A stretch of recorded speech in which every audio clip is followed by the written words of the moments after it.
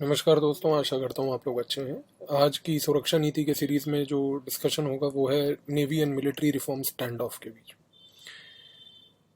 और बड़ा दिलचस्प सा टॉपिक है कि भारत जो है अपनी एक तरीके से स्थल सेना और नौसेना के अंदर रिफॉर्म ला रहा है। रिफॉर्म लाने के बाद भी दोनों के बीच में कहीं ना कहीं आपत्तियां हैं जिनकी वजह से ये रिफॉर्म अच्छा नहीं हो पा रहा है।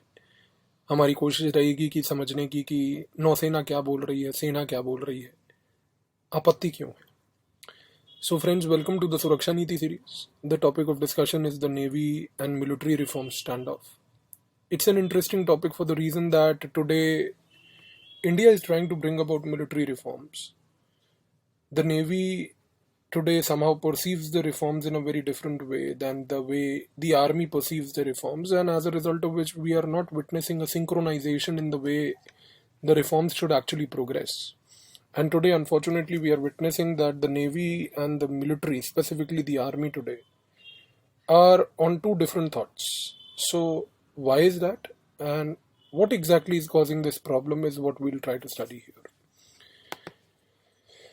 दोस्तों, सबसे पहले हम ये समझते हैं कि जो हमारे मिलिट्री के रिफॉर्मर जो उनका माइंडसेट क्या है और ये माइंडसेट ऐसा क्यों बना।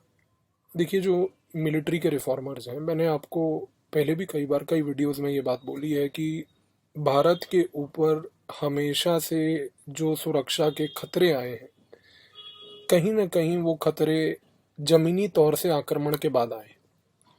1947-48 में पाकिस्तान ने भारत के ऊपर जमीनी तौर से आक्रमण किया। उसके बाद 1962 में चीन की तरफ से जमीनी तौर पर एक तरीके से कॉन्फ्लिक्ट होता है। 1965 में दोबारा भारत पाकिस्तान की जंग जमीनी तौर पे होती है। 1971 में फिर एक जंग होती है। 1999 में कारगिल में एक स्टैंड ऑफ दोबारा होता है, कॉन्फ्लिक्ट होता है, जो कि फिर भी एक तरीके से जमीनी तौर पर है।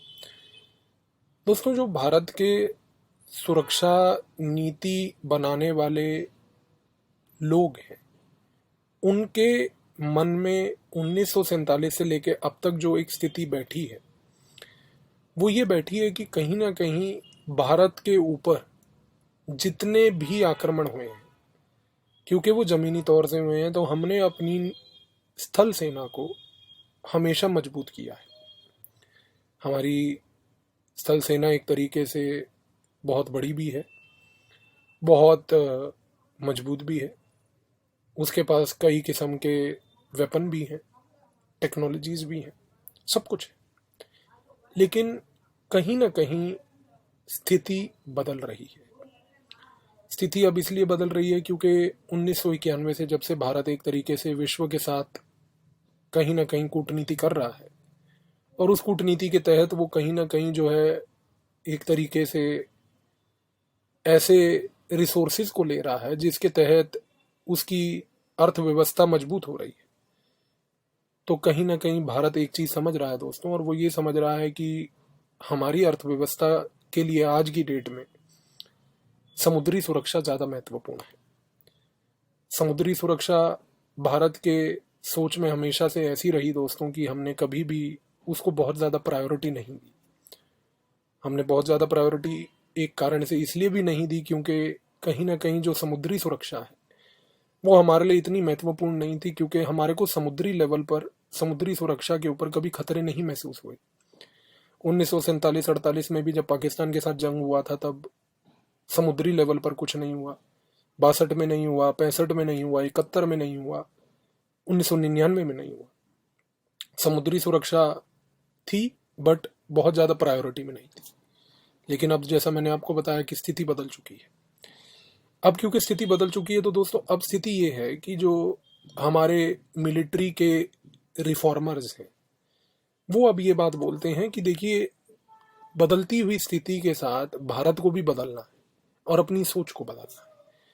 हमारी जो नौसेना है वो ये बात बोलती है कि भारत आज की डेट में पूरे विश्व के साथ एंगेज कर रहा है, और अगर वो पूरे विश्व के साथ एंगेज कर रहा है तो उसको कहीं ना कहीं ऐसी कैपेबिलिटी रखनी है कि वो पूरे विश्व के साथ एंगेज करते करते कहीं ना कहीं एक तरीके से अपने आप को समुद्री सुरक्षा में मजबूत प्लेयर बना पाए। उसके लिए हमारी जो नौसेना है उसका जो माइंडसेट अगर हम देखें तो वो ऐसा है कि वो ये बात बोलती है कि हमें पूरे विश्व के साथ एंगेज करने के लिए कहीं ना कहीं एयरक्राफ्ट कैरियर इसकी रिक्वायरमेंट है। दोस्तों, एयरक्राफ्ट कैरियर जो होता है वो एक तरीके से आपके देश को सिर्फ समुद्री लेवल पर सुरक्षा ही नहीं देता, बल्कि एयरक्राफ्ट कैरियर में कहीं ना कहीं वायुसेना और नौसेना का फ्यूजन भी होता है। क्योंकि एक एयरक्राफ्ट कैरियर में वायुसेना के जहाज जो हैं वो कहीं ना कहीं नौसेना के जहाज़ों के ऊपर खड़े रहते हैं और आपके देश की सुरक्षा के लिए आपको नौसेना और वायुसेना के फ्यूजन से वो बचा सकते हैं। अब एक चीज़ समझने की कोशिश यहाँ पर ये कीजिए कि हमारे जो मिलिट्री रिफॉर्मर्स हैं, जैसा मैंने आपको बताया, क्योंकि उनके मन में हमेशा से ये बात बैठी हुई थी कि नहीं, भारत को जो खतरे होंगे वो हमेशा ज़मीनी तौर पे होंगे। वो इस बात को लेके ओके हैं कि ठीक है, हमें नौसेना का महत्व एक तरीके से बढ़ रहा है, नौसेना की अहमियत बढ़ रही है, बट वो अहमियत अगर बढ़ रही है तो उनका मानना ये है कि नौसेना को उन्हीं एरियाज में सीमित रहना चाहिए जहां से भारत रिसोर्स ले रहा है। और उनका मानना ये है कि नौसेना को एक बहुत बड़ा विश्व पर्सपेक्टिव नहीं बनाना चाहिए। तो हमारे जो मिलिट्री रिफॉर्मर हैं, खास करके जो आर्मी के लोग हैं, वो ऐसा मानते हैं दोस्तों कि भारत की जो नौसेना है उसको भारत की जो तट है, हमारा पूरा, हमारी जो कोस्ट लाइन है, उसकी रक्षा करने के लिए अपने पास कैपेबिलिटी होनी चाहिए। इसी कारण से जो हमारे मिलिट्री रिफॉर्मर हैं वो नौसेना के रिफॉर्म के बारे में हमेशा ये बात बोलते हैं कि आपको एयरक्राफ्ट कैरियर से बजाय आपको सबमरीन पे फोकस करना चाहिए। इसमें वो एक कारण और ये भी देते हैं कि वो कहते हैं कि एयरक्राफ्ट कैरियर तो क्या है कि भाई एक बहुत बड़ा जहाज है जो ऊपर चल रहा है पानी के, और जब आपका वैरी आपके ऊपर आक्रमण करेगा तो वो एयरक्राफ्ट कैरियर को तो डिस्ट्रॉय कर देगा एक ही बार में। लेकिन सबमरीन पानी के नीचे होती है, पनडुब्बी होती है पानी के नीचे। तो उस केस में उसको ढूंढना एक वैरी के लिए बहुत बड़ा क्वेश्चन मार्क रहता है कि वो कहाँ है, कहाँ से ऑपरेट करेगी, कैसे ऑपरेट करेगी। तो कहीं ना कहीं जो हमारे मिलिट्री रिफॉर्मर हैं वो ये बात बोल रहे हैं कि अगर भारत की नौसेना को बदलाव लाना है तो वो बदलाव ऐसा लाए कि वो कहीं ना कहीं फोकस इस चीज पे करे कि वो भारत की कोस्ट लाइन को प्रोटेक्ट करे, और कहीं ना कहीं वो कोशिश ये करे कि उसके पास सबमरीन ज़्यादा हो, क्योंकि सबमरीन से वो वैरियों को नॉक ऑफ कर सकती है, उनको एकदम हरा सकती है, तोड़ सकती है, और इमीडिएट वाटर्स को प्रोटेक्ट कर सकती है। लेकिन जैसा मैंने आपको बताया कि जो नौसेना है उसका मानना थोड़ा सा अलग है। वो बोलती है कि नहीं, हम अगर पूरे विश्व से एंगेज कर रहे हैं तो हमें ऐसी कैपेबिलिटी रखना जरूरी है कि भाई हम पूरे विश्व के साथ एंगेज कर पाएँ, जिसके लिए हमें एयरक्राफ्ट कैरियर चाहिए। एयरक्राफ्ट कैरियर से हम जो समुद्री लेन है व्यापार की, उसको भी हम प्रोटेक्ट कर पाएंगे, और कहीं ना कहीं फॉरेन पॉलिसी के गोल को कि इंडिया एक ग्लोबल पावर बनना चाहता है उसको भी अचीव कर पाएंगे। तो देखिए कि दोनों में थोड़ा सा सोच में फर्क दिख रहा है यहाँ पर हमें। तो ये सोच की वजह से क्या हो रहा है कि आज की डेट में रिफॉर्म जो है कहीं ना कहीं अटका हुआ है। Friends, when we look at the mindset of a military reformers, we have to understand one thing. India has always witnessed land-based threats. We have witnessed a threat in 1947 from Pakistan when they attacked us on Kashmir. In 1962, we had a conflict with China. They attacked us through land. In 1965, we had another war with Pakistan, which also happened on the land. In 1971, we again had a war with Pakistan which happened on the land. And don't forget that in 1999, we also had a major conflict in Kargil with Pakistan, which was again a land-based conflict. Considering the fact that in our historical past, most of the conflicts that India has had, or the wars that India has had, have happened on the land frontier.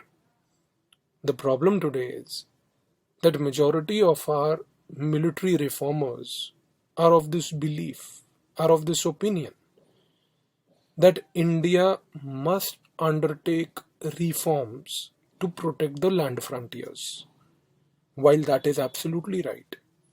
But let's not forget one thing, that since 1990s, when India has adopted liberalization, when India has liberalized its economy, India has economically started engaging with different countries in the world. Today we engage with almost every part of the world, and we trade with every part of the world in some or the other resource. We use those resources for the purpose of our own economic development.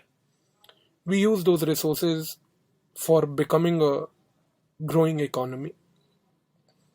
And today, because most of these resources that we use and most of these resources that we get come from the maritime front, today the Navy has time and again stated that we must focus on maritime security. The Navy has argued that in order to focus on maritime security, we need aircraft carriers. They say that if today India has to protect its maritime frontier, the reason why we need aircraft carriers is because these aircraft carriers will help us to primarily secure our economy, secure our country, secure our territorial integrity through a fusion of Air Force and Navy. Because if you look at an aircraft carrier, what is an aircraft carrier? It's a very huge naval vessel which has a short runway where we have vertical takeoffs and landings also. An aircraft carrier is nothing but a fusion of Air Force and Navy coming together at one place. The Navy says that by having more aircraft carriers, not only will we be able to protect our territorial integrity and sovereignty, but we'll also be able to protect the sea lanes of communication from any adversary. And very importantly, the Navy argues that by having aircraft carriers, we'll also be able to fuse in an element of our foreign policy, and the element of the foreign policy that India aspires to become a great power in the future. Any country which has ever become a great power in the future also has a symbolic presence of aircraft carriers. So one thing is very important, that it is in this backdrop that the Navy has been quite adamant about the fact that in order to look at multiple dimensions and not solely at the dimension of securing the coast, we need aircraft carriers. But because the military reformers in India are predominantly dominated by the officers from the army, and as I explained that majority of the threats that India has witnessed has also come from the land which the army has fought, the military reformers dominated by the army have a slightly different opinion. Their opinion today is that India should not invest in aircraft carriers. They argue that the reason why we should not invest in aircraft carriers is because these aircraft carriers are visible. And if they are visible, then any adversary in any situation of war can knock off them very easily. Because it is a big vessel which is over the water. And if it is visible, then the adversary can use any missile or rocket system to target it. The military reformers, on the other hand, argue that we do understand that the Navy is important today. They say that yes, Navy has become an integral part not only of our coast, but Navy is an integral part in ensuring our economic growth. But the military reformers argue that any naval reform should focus more on building submarines. Because submarines are invisible. They operate under the water. And if they operate under the water, the adversary cannot see them. And if the adversary cannot see where the submarine is, then the submarine warfare has an edge. And this is where the core difference lies. The Navy today is advocating for reforms in a manner where it says that aircraft carriers will enhance our global image. Aircraft carriers will reflect India's growing aspiration. But somehow the military reformers, which are dominated by the army, have a different opinion, and they argue that instead of Navy entering into the domain of foreign policy, which it should not, the Navy should focus primarily on ensuring that the immediate waters are secured. and the Navy should invest in submarines which have a edge over the adversary where we can knock them off by being underwater. So friends, we do witness that there seems to be a element of dissonance in the way the Navy is looking at reforms and the way the army or the military reformers are looking at reforms. You know, the military reformers dominated by the army do not want the Navy to invest in aircraft carriers. The Navy today says, on the other hand, that the aircraft carriers are the future. Now the question is, what exactly is right? So if we do a simple analysis, one thing is clear, that when we look at what the military reformers are saying, submarines do matter. They are not wrong when they say that an aircraft carrier is visible. Let's accept the fact an aircraft carrier is actually visible in the water, and the kind of adversaries that we have, they can knock down an aircraft carrier in a short span of time. The military reformers are right in the sense, number one, when they argue that India should invest in more submarines. But let's not forget that that is only one way of looking at things.